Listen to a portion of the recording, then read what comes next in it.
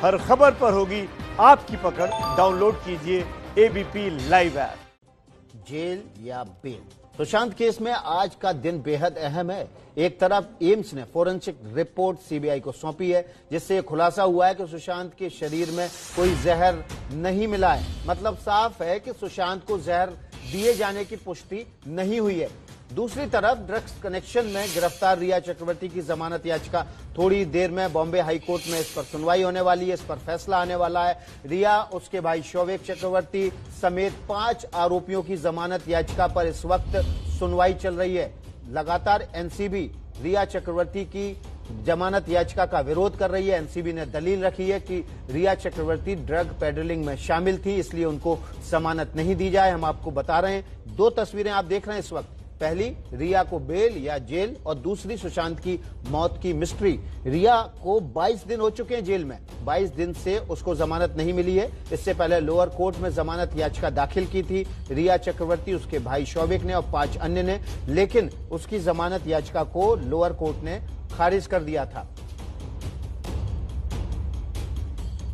Court पर हमारी नजर है, कोर्ट पर हमारी नजर लगातार बनी रहेगी। बॉम्बे से हम अपडेट देते रहेंगे, लेकिन एम्स से जो रिपोर्ट आई है उस पर भी हमारी नजर है। एम्स पर जो रिपोर्ट आई है वो रिपोर्ट है, साफ कहती है कि जहर नहीं दिया गया था सुशांत को। ये बड़ा खुलासा एम्स की रिपोर्ट से हुआ है। सुशांत के शरीर में कोई भी जहर का तत्व नहीं मिला है। कूपर अस्पताल की रिपोर्ट को अभी क्लीन चिट नहीं दी जा सकती। सूत्रों के मुताबिक ये बड़ी जानकारी एम्स के हवाले से आई है। एम्स में जो रिपोर्ट आई है उसके मुताबिक सुशांत को जहर नहीं दिया गया था। हमारे साथ हमारे संवाददाता रितेश हैं। रितेश, क्या अपडेट है? ये तो साफ हो गया कि सुशांत को जहर नहीं दिया गया था। इसका मतलब अब इस और जो थ्योरी जा रही थी कि सुशांत ने आत्महत्या की थी, ये उसी तरफ बढ़ रही है।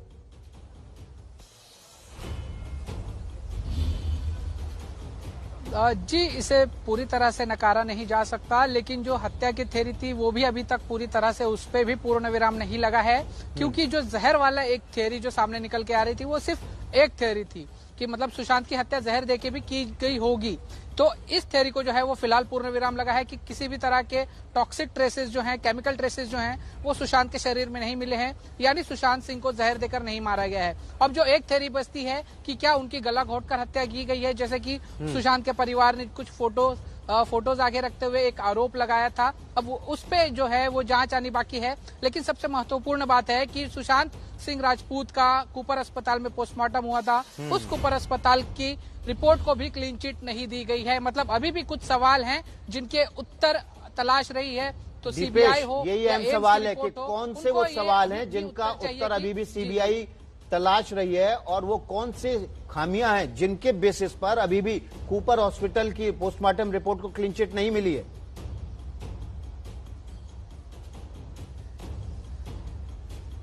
सबसे बड़ा सवाल और सबसे महत्वपूर्ण जानकारी तो यही एम्स और सीबीआई को चाहिए होगी कि किस परिस्थिति में सुशांत का पोस्टमार्टम हुआ।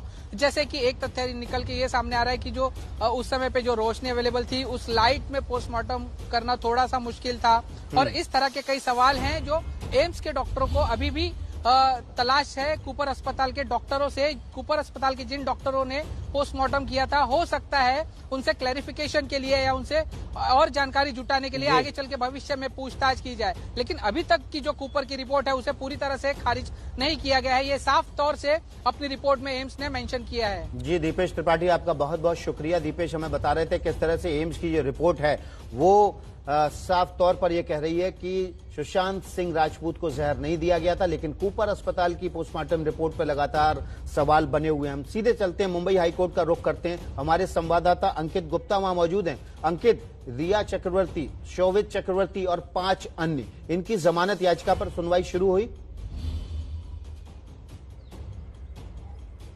जी, फिलहाल अभी ऐसी जानकारी निकल के सामने नहीं आई है। उसकी वजह यह है क्योंकि वीडियो कॉन्फ्रेंसिंग के जरिए सुनवाई हो रही है, और ऐसे में थोड़ा सा वक्त इस वजह से लग जाता है, जब तक ये सभी वकील जो जज से कनेक्ट नहीं हो जाते वीडियो कॉन्फ्रेंसिंग के जरिए, तब तक सुनवाई शुरू नहीं होती। लेकिन अगले जो कुछ मिनटों में कभी भी ये सुनवाई शुरू हो सकती है, क्योंकि कुछ वकील जुड़ चुके हैं। हाँ, एक आधे वकील हैं जिनकी कनेक्टिविटी में इशू आ रहा था, इस वजह से अभी वो सुनवाई शुरू नहीं हो पाई है। लेकिन यहाँ ये साफ कर देना जरूरी है कि आज कोर्ट के सामने सिर्फ ये 5 जमानत याचिकाओं पर ही सुनवाई होनी है। जिस कोर्ट में 5 जमानत याचिका लगी लगी हैं उसमें और कोई याचिका नहीं है, लिहाजा उम्मीद की जा रही है अगले कुछ मिनटों के अंदर ये सुनवाई शुरू हो जाएगी। जी अंकित, पिछली बार जब सुनवाई हुई थी इस मामले की लोअर कोर्ट में, तो लगातार ये मांग की गई थी जमानत दी जाए, और इसके पीछे वजह बताई थी कि केवल उन्होंने इस मामले में कंजम्पशन थोड़ा बहुत किया है, जिसकी सजा 1 साल से ज्यादा नहीं हो सकती, ये रिया चक्रवर्ती से की तरफ से कहा गया था। लेकिन एनसीबी लगातार ये कह रही है कि ये ड्रग पेडलिंग का मामला है, ये रिया चक्रवर्ती ड्रग पेडलिंग में शामिल थी। मुश्किल होगा आज भी जमानत मिलना? निश्चित तौर पर बहुत मुश्किल होगा विकास, और मैं बहुत शब्द का इस्तेमाल क्यों कर रहा हूं उसके लिए हमको जो एनसीबी ने कल यहां पर जवाब दिया है, जो उनको नोटिस जारी किया गया था रिया चक्रवर्ती की जमानत याचिका पर सुनवाई के दौरान, पिछली सुनवाई के दौरान, उसका जवाब दिया है एनसीबी ने। और उस जवाब के कुछ 2-3 लाइनें हैं वो मैं आपको पढ़ के बताना चाहूंगा। उसमें साफ तौर पर कहा गया है, the applicant is an active member of drug syndicate connected with drug supplies. Present applicant is a prominent member of drug supply chain to Sushant and majorly she is handling finance also. यानी कि अब सिर्फ ऐसा नहीं है कि NCB ये कह रही है कि ये सिर्फ ड्रग जो सिंडिकेट उसके एक्टिव मेंबर है, उसके एक लाइन आगे भी यहां पर जवाब में कहा है, और वो ये कहा है कि एक जो बड़ा ड्रग नेटवर्क है जिसमें प्रोमिनेंट लोग, बड़े लोग शामिल हैं, उसका भी हिस्सा है रिया चक्रवर्ती। इस वजह से इनको जमानत नहीं दी जानी चाहिए, और ये यकीन मानिए एक बहुत बड़ा आधार बन सकता है रिया चक्रवर्ती की मुश्किलें बढ़ाने के लिए। जी, और ये बड़ा आधार इसलिए अंकित बन सकता है क्योंकि ये यहीं से चेन जो शुरू होगी वो अब जा रही है बड़े हीरोइंस की तरफ, और जिनको एनसीबी ऑलरेडी पूछताछ कर चुकी है।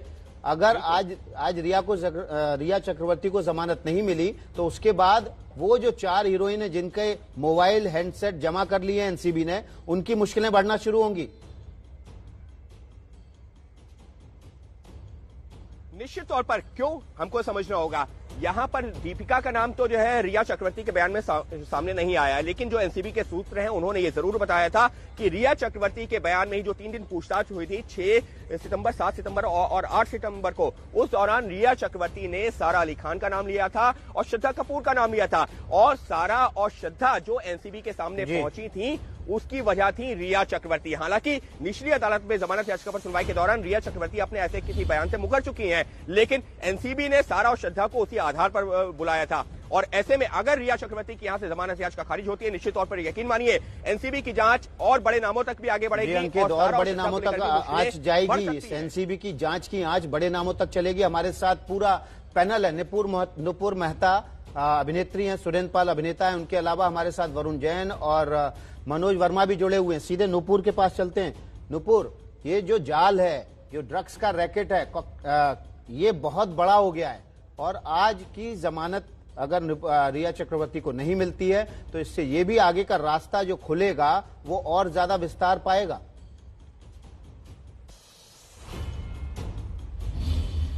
बिल्कुल विकास जी, मुझे नहीं लगता कि रिया चक्रवर्ती को जमानत मिलेगी, और मुझे लगता है उनको मिलनी भी नहीं चाहिए, क्योंकि एनसीबी ने खुलासा किया है कि इनके ड्रग पेडलर्स के साथ पूरे संपर्क थे, और जो रकुलप्रीत ने भी एनसीबी को बोला कि मेरे ड्रग्स इनके पास रहते थे, तो वो ड्रग्स रखती थी, ये बात तो जाहिर है। आप तो खुद ही फिल्म इंडस्ट्री से आते हैं, कभी आपको इस दौरान जब आप मुंबई में थे, इस इंडस्ट्री में काम कर रहे थे, कभी आपको आभास हुआ कि ये पूरा एक ड्रग ट्रैफिकिंग का जो रैकेट चल रहा है उसमें रिया चक्रवर्ती और उसके साथी शामिल हैं? जी नहीं, मैं रिया को जानती भी नहीं थी। रिया का नाम पहली बार मेरे सामने आया मीडिया के जरिए, तो मुझे नहीं पता था कि ये ड्रग्स का इतना बड़ा रैकेट है। हाँ, ड्रग्स चलता है इंडस्ट्री में, वो हर इंडस्ट्री में चलता है फॉर दैट मैटर। ये पता था कि ड्रग्स होता है, लोग इसका सेवन करते हैं, ड्रग्स पार्टीज होती हैं, ये पता था, पर मुझे ये नहीं पता था कि सुशांत और रिया और ये पूरा एक ड्रग्स का रैकेट बना हुआ है। दीपिका, श्रद्धा, ये सारे ड्रग्स पार्टीज में जाते हैं। मुझे इसकी जानकारी नहीं थी, पर मैं ये कहना चाहूंगी कि रिया को जमानत नहीं मिलनी चाहिए, और मैं उम्मीद करती हूं कि मिलेगी भी नहीं, क्योंकि गैर कानूनी काम किया है रिया ने, और मेरी नजर में जो भी गैर कानूनी काम करता है वो देशद्रोही है। देशद्रोह किया है। नुपुर मेहता कह रही है कि जो भी सजा मिलनी चाहिए, जो भी ऐसा गैर कानूनी काम करता है वो देशद्रोही है। आप मानते हैं कि रिया चक्रवर्ती, शौविक, ये लोग देशद्रोही हैं? कोई ज्यादा कड़ी परिभाषा नहीं दे रही हैं नुपुर देशद्रोही की? काफी कड़ी परिभाषा का ध्यान केंद्रित करता हूं कि हमारी फिल्म इंडस्ट्री को थोड़ा सा वो है, हॉलीवुड का बहुत ज्यादा उनको आप ये कह सकते हैं कि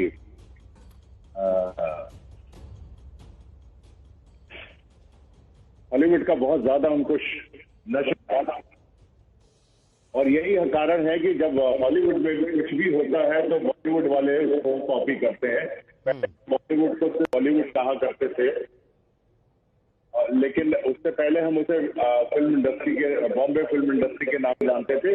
धीरे धीरे उसको नाम चेंज करके अब बॉलीवुड कहा जाने लगा है। लेकिन वहां पे जो फिल्म एक्टर्स, एक्ट्रेसेस, जो लोग अपना सुरेंद्र पाल जी, आपकी आवाज में कोई तकनीकी खामी है, हम इसको ठीक करने की कोशिश करते हैं। तब तक हम मनोज वर्मा के पास चलते हैं। मनोज, रिया चक्रवर्ती के लिए आज बहुत अहम दिन है, और केवल रिया चक्रवर्ती के लिए नहीं बल्कि एनसीबी के लिए भी, क्योंकि अगर आज रिया को जमानत मिल गई तो एनसीबी की आगे की जांच जो है वो प्रभावित हो सकती है क्या? जी बिल्कुल, देखिए एनसीबी की जांच बिल्कुल प्रभावित हो सकती है और एनसीबी आज भी जो है विरोध करेगी जमानत याचिका जैसे कि लगी हुई है सभी की तरफ से, तो एनसीबी आज भी विरोध करेगी सभी की जमानत का। आपको बता दूं कि साफ तौर पर एनसीबी ने कहा है कि जो रिया है वो एक ड्रग्स सिंडिकेट का हिस्सा है और जमानत रिया की नहीं होनी चाहिए। रिया सिर्फ ड्रग्स लेती ही नहीं थी बल्कि वो आगे बांटती भी थी। आपको मैं बताना चाहूंगा कि आखिरकार रिया फंसी कैसे और किस तरीके से। एनसीबी के पास जो है रिया के खिलाफ पुख्ता सबूत है।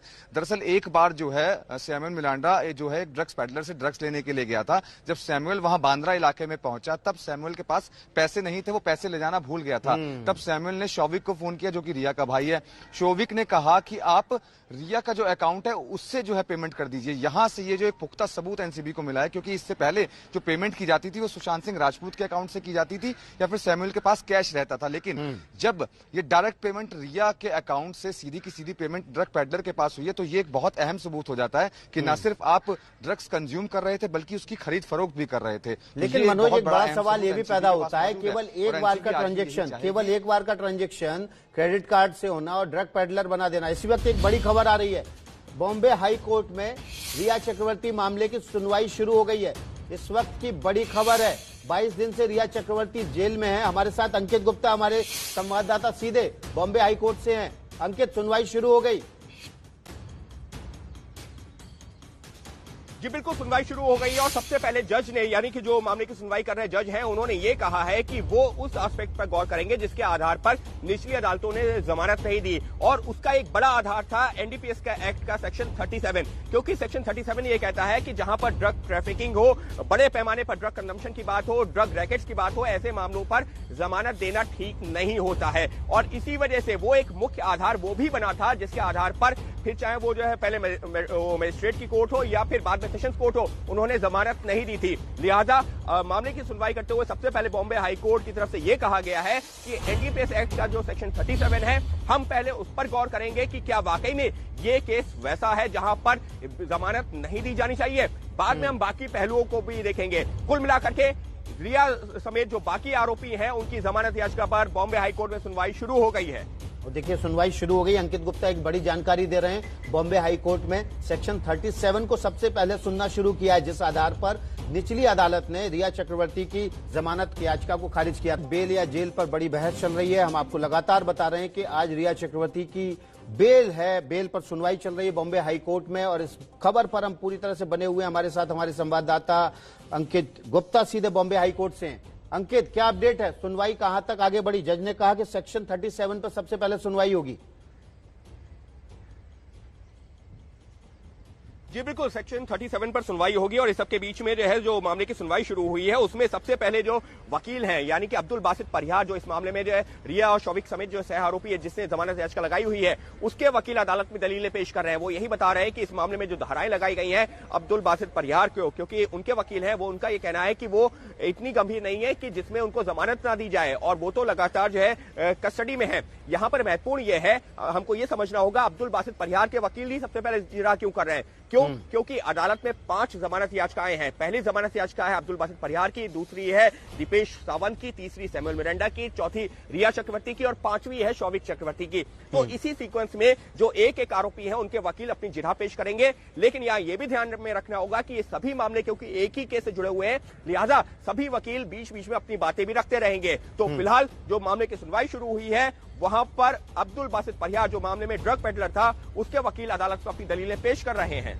जी, हम सीधे चलते हैं नुपुर मेहता के पास। अभिनेत्री नुपुर मेहता भी हमारे साथ बनी हुई है। नुपुर, ये सफेद धुएं, सफेद पाउडर, नशे के कारोबार ने इंडस्ट्री को काले दिन दिखा दिए। लगता है नुपुर के पास आवाज नहीं जा रही। सीधे सुरेंद्र पाल के पास चलते हैं, अभिनेता हमारे साथ जुड़े हुए हैं। सुरेंद्र पाल जी, ये सफेद धुआं, सफेद पाउडर और इसने काले दिन दिखा दिए पूरी इंडस्ट्री को। 4 बड़ी हीरोइन फंसी हुई हैं। अभी नहीं दिखा है, ये तो काफी पहले से चल रहा था। तो काफी पहले से, और इसमें काफी बड़े कलाकार थे। रोज खान के बेटे थे फरदीन, इसमें संजय दत्त भी इसमें लेटेस्ट यो इसके बहुत बुरी तरह से शिकार बने हैं। और पाल जी, जितने लोग आ रहे हैं इंडस्ट्री से जुड़े हुए सब यही कह रहे हैं कि पहले से चल रहा था, बहुत पहले से चल रहा था। सवाल यह है कि आप लोगों ने आवाज क्यों नहीं उठाई? इसको शासन प्रशासन तो चाहिए था कि इसमें पूरी तरह से इसको कंट्रोल करते, लेकिन हमारे यहाँ शासन जो है सोया हुआ था और प्रशासन जो था वो उगाही करने में लगा हुआ था, इसलिए किसी ने ध्यान दिया ही नहीं। आप देखिए जितने भी हाई क्लास सोसाइटीज हैं वहां पे इनका प्रचलन काफी था। Why only Bollywood film industry, Bollywood के बाहर भी इसका बहुत ज्यादा प्रचलन था। और जो हाई क्लास सोसाइटीज थी वहां जब भी पार्टीज हो रही थी तो उसमें ये ड्रग्स वगैरह पूरी तरह से सप्लाई की जाती थी।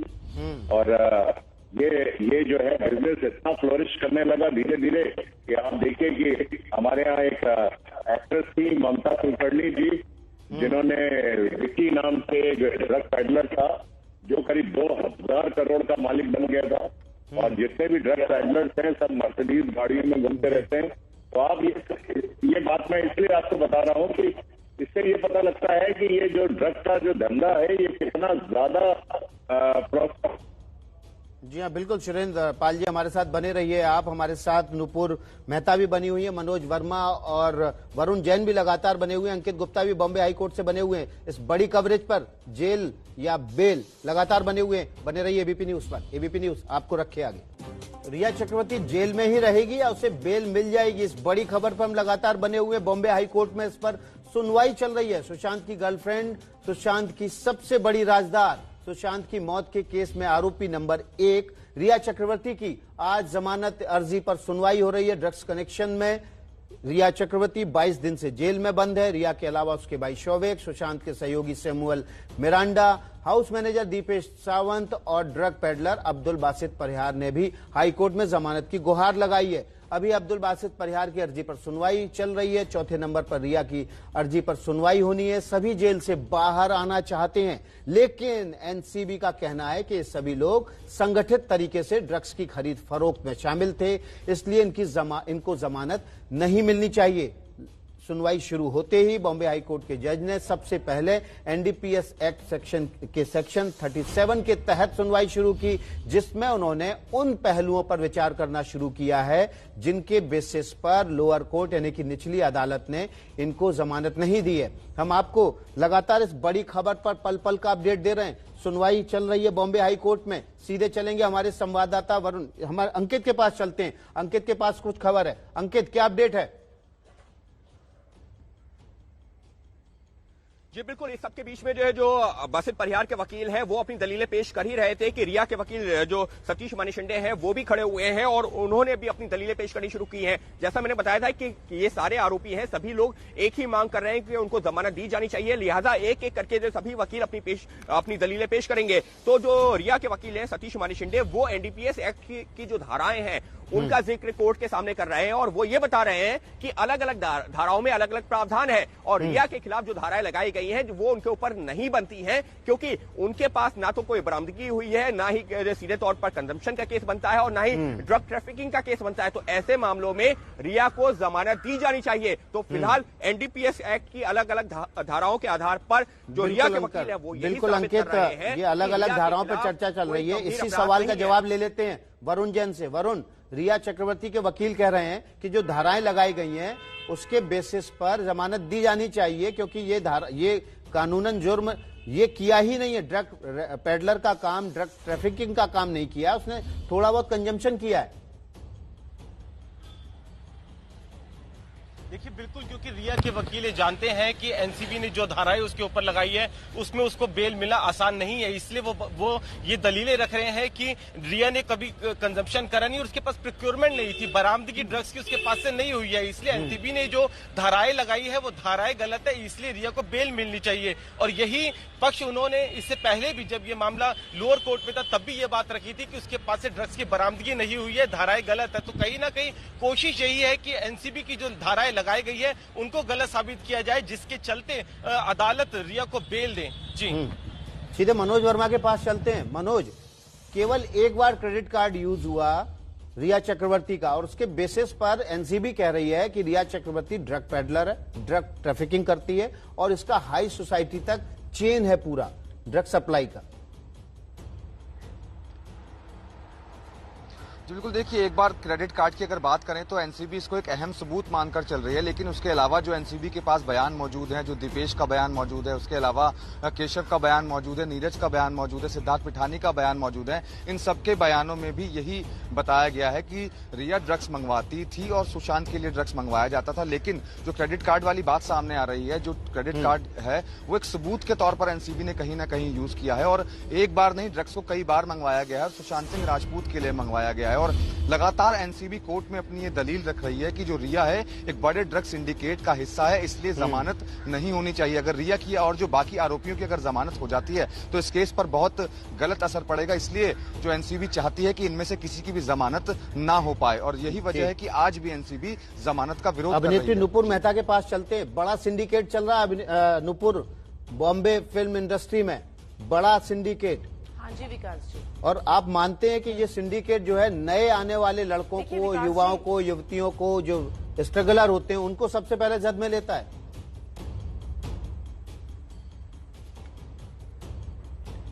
देखिए ये सिंडिकेट बहुत सारे लोगों को अपने जब्त में ले सकता है, पर मैं ये कहना चाहूंगी कि जो पकड़ा गया वही चोर। हर कोई नशा करता है, ये आप पे निर्भर करता है कि आप किस प्रकार का नशा करना पसंद करते हैं। अगर आप ड्रग्स का सेवन करना पसंद करते हैं तो आप हॉलैंड या अमेरिका में जाके रहिए, मुझे ऐतराज नहीं है जो ड्रग्स करता है, पर हमारे भारत में गैर कानूनी है। भारत में मत करिए ड्रग्स। आपको ड्रग्स का सेवन करना है ऐसे देशों में जाके करिए जहां पे कानूनी जुर्म नहीं है। और हमारे जो बॉलीवुड के अभिनेता अभिनेत्री होते हैं बहुत बड़े नेशनल आइकॉन्स होते हैं, इंटरनेशनल आइकॉन्स होते हैं, पूरी दुनिया में बॉलीवुड को देखा जाता है। इंडिया का नाम ही बॉलीवुड से होता है। बॉलीवुड और क्रिकेट ये दो चीजें सबसे ज्यादा बिकती हैं हमारे भारत में, और आप बॉलीवुड का नाम बदनाम कर रहे हैं। रोल तो आप पद्मावती के करते हैं और बाहर ऐसी चीजें करते हैं, तो ये सब सुनकर, देखकर, परखकर दुख होता है। और आज की डेट में अगर सुरेंद्रपाल जी जैसा रोल कर रहे हैं ना फिल्मों में, रियल लाइफ में भी वैसे ही दिखना चाहिए क्या? तो जो युवा लोग हैं वो भी उनको फॉलो करते हैं, युवा लोग उनको फॉलो करते हैं। सॉरी मैं आपका सवाल नहीं सुन पाई। सुरेंद्रपाल जी को आवाज नहीं आ रही है शायद मेरी। नुपुर आप ही बताइए, जैसा आप रियल लाइफ में देखते हैं, सुरेंद्रपाल जी जैसा आप रियल लाइफ में देखते हैं, पद्मावत का आप रोल करते हैं अगर फिल्म में, तो रियल लाइफ में भी वैसा ही बनिए, ड्रग्स मत लीजिए। ये विकास जी, ये हमारे जितने भी बड़े बड़े फिल्म स्टार्स हैं ये हमारे रोल मॉडल्स होते हैं और लोग इनको बिल्कुल हीरो की तरह वर्शिप करते हैं और इनकी जिंदगी से बहुत कुछ सीखते हैं। ये हमारे बिल्कुल, इनको पूरी तरह से हम इनकी कहानी को हम चरितार्थ करते हैं। और जब इस तरह की कोई घटनाएं होती हैं, ड्रग्स में ये लोग लिप्त पाए जाते हैं, तो हमारे जो दर्शक हैं जो इनको रोल मॉडल की तरह से ट्रीट करते हैं, वो बहुत दुखी और मानसिक तौर पे उनको बहुत बड़ा आघात लगता है इन बातों का। और हमेशा कलाकार को ये चाहिए कि अपनी मर्यादा को लांघे ना कभी भी। आप देखिए हमारे जो पुराने एक्टर्स थे वो उनके बारे में कभी किसी तरह की कोई अफवाह या किसी तरह की बातें नहीं हुई हैं। बड़े बड़े हमारे कलाकार रहे हैं, सुनील दत्त साहब, विनोद खन्ना, दिलीप साहब, मतलब इन लोगों ने हमेशा मर्यादा को मेंटेन किया है। उन्होंने कहा अगर हम किसी लोगों के दिलों पर राज करते हैं तो हमें कोई गलत काम नहीं करना चाहिए। एक कहावत है, बुरे काम का बुरा नतीजा। बहुत बड़ी बात कही आपने, बुरे काम का बुरा नतीजा, वही नतीजा अब कुछ लोगों की वजह से पूरी फिल्म इंडस्ट्री को भुगतना पड़ रहा है। पूरी फिल्म इंडस्ट्री पर दाग लग रहा है। करण आनंद हमारे साथ अभिनेता जुड़े हुए हैं, उन पर बाद में आएंगे। अभी छोटा सा ब्रेक ले रहे हैं, आप सभी लोग बने रहिए। रिया चक्रवर्ती को जेल होगी या बेल मिलेगी, इस बड़ी खबर पर बने हुए हैं। एक और बड़ी खबर आ रही है, अभिनेत्री रकुलप्रीत सिंह की याचिका पर दिल्ली हाई कोर्ट में सुनवाई चल रही है। इस सुनवाई के दौरान रकुलप्रीत ने मीडिया कवरेज पर रोक लगाने की मांग की है। रकुलप्रीत की याचिका पर दिल्ली हाई कोर्ट में सुनवाई चल रही है। रकुलप्रीत मीडिया कवरेज से परेशान है और उन्होंने अपने इस मामले की मीडिया रिपोर्टिंग पर सुनवाई पर रोक लगाने की मांग की है। रकुलप्रीत के वकील की तरफ से कहा गया है कि उनको जब एनसीबी का सम्मन नहीं मिला था तभी मीडिया ने चलाना शुरू कर दिया था। एक चैनल ने ऐसी खबर चलाई कि रकुलप्रीत ने अपने एनसीबी के सामने करण जौहर का नाम लिया है, जबकि उन्होंने ऐसा कुछ किया ही नहीं था। तो रकुलप्रीत मीडिया कवरेज पर रोक लगाने की मांग कर रहे हैं। हमारे साथ अंकित गुप्ता इसी खबर पर बने हुए हैं। अंकित, रकुलप्रीत की याचिका पर दिल्ली में सुनवाई चल रही है, दिल्ली हाई कोर्ट में। निश्चित तौर पर विकास, एक तरफ जो रिया की जमानत याचिका पर सुनवाई चल रही है बॉम्बे हाई कोर्ट में, तो रकुलप्रीत की जो मांग है उस पर सुनवाई चल रही है दिल्ली हाई कोर्ट में। रकुलप्रीत बार बार यही कह रही है कि जिस तरीके से मीडिया में उनको लेकर के खबरें आ रही हैं उससे उनकी छवि को नुकसान पहुंच रहा है। रकुलप्रीत की तरफ से ये दूसरी याचिका है जो दिल्ली हाई कोर्ट के सामने दायर की गई है और रकुलप्रीत के वकील ने दलील देते हुए अब से कुछ मिनटों पहले यह कहा है कि जिस तरीके से मीडिया में यह कहा गया कि रकुलप्रीत ने जांच के दौरान कुछ नाम लिए हैं जिसमें करण जौहर का भी नाम है, वो ठीक नहीं है। इतना ही नहीं, रकुलप्रीत इस बात से भी परेशान है कि जांच एजेंसी जो अभी जांच कर रही है उसकी जो जानकारी निकल के सामने आ रही है उससे उनकी छवि को नुकसान पहुंच रहा है। रकुलप्रीत के वकील ने जो कोर्ट से मांग की है कि कोर्ट ऐसा निर्देश दे कि जब तक जांच लंबित है तब तक रकुलप्रीत को लेकर के कोई भी जानकारी मीडिया में ना चलाई जाए। यानी कि रकुलप्रीत परेशान इस बात से है कि जिस तरीके से मीडिया में खबरें सामने आ रही हैं उससे उनकी छवि को नुकसान पहुंच रहा है और उस पर रोक लगनी चाहिए। जी, अंकित गुप्ता बता रहे हैं कि रकुलप्रीत सिंह ने दिल्ली हाई कोर्ट में याचिका दाखिल की है। उनको लग रहा है कि उनकी छवि खराब करने की कोशिश हो रही है, इसलिए मीडिया में उनकी कवरेज पर रोक लगाई जाए। अंकित गुप्ता, वरुण जैन, मनोज वर्मा, अभिनेता सुरेंद्र पाल, अभिनेत्री नुपुर मेहता और करण आनंद सभी हमारे साथ बने हुए। रिया को जेल होगी या बेल मिलेगी, इस बड़ी कवरेज पर हम लगातार बने हुए। हमारे साथ तमाम मेहमान भी मौजूद हैं। हमारे साथ वरुण जैन मौजूद हैं मुंबई से, इसके अलावा अंकित गुप्ता मौजूद हैं। अंकित गुप्ता के अलावा सुरेंद्र पाल अभिनेता मौजूद हैं, नुपुर मेहता अभिनेत्री और करण आनंद भी मौजूद हैं। करण, अब लग रहा है आपको कि यहां से ही सफाई अभियान शुरू होगा, यहीं से रिया चक्रवर्ती के बहाने इंडस्ट्री में फैले इस काले कारोबार के सारे एक एक करके किरदार बाहर आएंगे?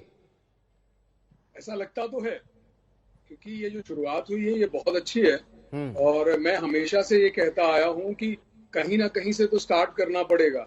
और अभी जब इतने बड़े लोगों के नाम आ रहे हैं जो इंडस्ट्री को लीड करते हैं और जिनको हमारी जनता जनार्दन आइडियलाइज करती है, उनके प्रति आपको जवाबदेह तो होना पड़ेगा। और अगर आप जवाबदेह हैं, क्योंकि ये आपके फैशन, आपको फैशन आइकॉन मानते हैं, आपके कपड़ों को फॉलो करना, आपके हेयर स्टाइल को फॉलो करना। आप सही कह रहे हैं करण, जनता इनको, युवा पीढ़ी आइडियलाइज करती है। और देखिए इनके जवाब देखिए किस तरह के थे एनसीबी के सामने कि हम पतली वाली सिगरेट को बड कहते थे और मोटी वाली सिगरेट को हैश कहते थे। तो देखिए किस तरह के आइडियल जवाब भी दे रहे हैं।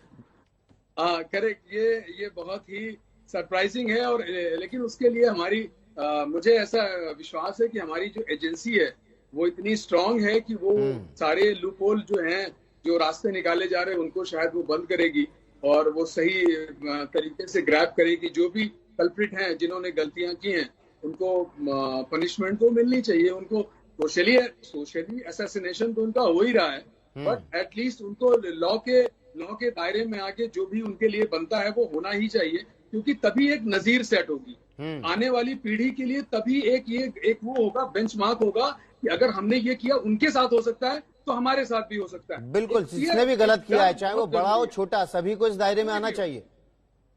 और दूसरी बात, इसको इस तरीके से नहीं आंका जाना चाहिए कि उसने 2 ग्राम लिया है या 5 ग्राम लिया है तो वो कल्प्रिट नहीं है, और जिसने 100 ग्राम लिया है वो कल्प्रिट है।